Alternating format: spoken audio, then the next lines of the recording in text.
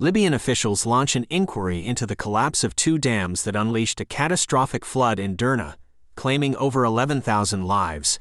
Torrential rains, a consequence of Mediterranean storm Daniel, led to this disaster, overwhelming the dams and devastating the coastal city. The search for survivors and bodies continues, with more than 10,000 people still missing. Concerns rise regarding waterborne diseases and unexploded ordnance. The neglected dams' maintenance and management face scrutiny, highlighting the urgent need for infrastructure upkeep and disaster preparedness.